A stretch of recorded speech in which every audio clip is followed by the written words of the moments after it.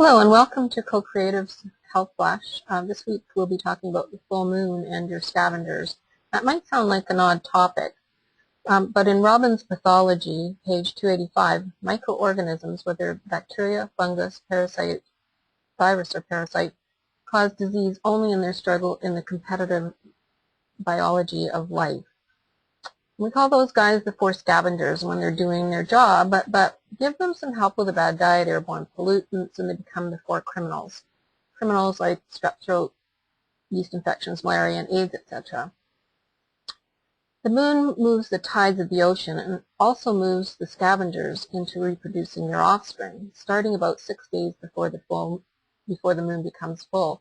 This reproductive cycle is necessary to keep us clean.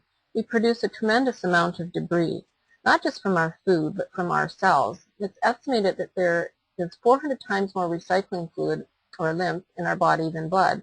It's like the fish tank in the fish. There needs to be a lot more water than fish to maintain a healthy environment. Our lymph channels recycle every hour and 40 minutes, not once a week. A lot of the bowel scavengers hang out at the dam, similar to a septic system. The dam is located at the high side of your left bowel where the lymph fluid is removed from the approaching stool or fecal matter. The bowel has a twist-like mechanism called the valve of Houston, but it is better to regard it as an auger where the fecal matter is compacted, drawing off the liquid, resulting in a solid stool, which the brain regards as no longer needed.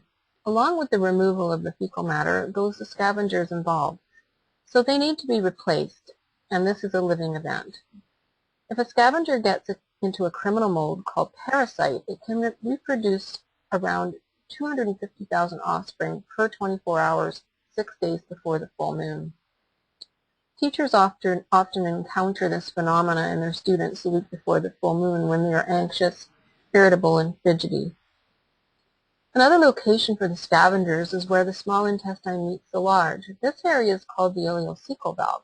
I call it the revolving door, like at a restaurant or bank. Interesting, there is a vermiform appendage at the top of the door. The nickname is appendix, and its function to lubricate the large bowel to help smooth the movement of the stool into the auger.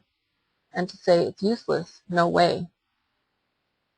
Another area is the cistern chyli, located at the bottom of the thoracic duct, the largest vessel in our body, which takes all of our lymph recycling back to the heart. This is a holding tank which filters out the rejected debris and maintains the integrity of the lymph fluid. It is like your community recycling station, where you take paper, plastic, glass, etc. It's a busy place, and when overloaded, can back up, plug the sewer or large bowel, and create a lot of ENF disease, belching and farting, fermentation and putrefaction, which can destroy tissue and set up an immune chain reaction.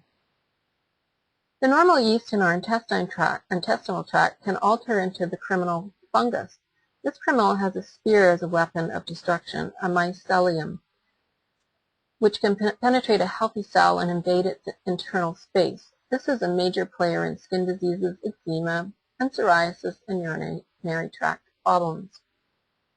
So what to do? Well, keep your septic tank or dam healthy and not let the scavengers change into criminals. Here's where we hear about pre- and postbiotics. We recommend biotics research, Biodophilus 7, at 4 a day with meals for 1 full moon cycle, and then 2 a day for another cycle, and finally 1 a day for the last cycle. If you'd like more information about what to do about parasites, virus, bacteria, and fungus, please contact us at Co-Creative Health Solutions, 778-788-4325, or at our email address, cchs@shaw.ca. And there's our website. Thank you for attending today.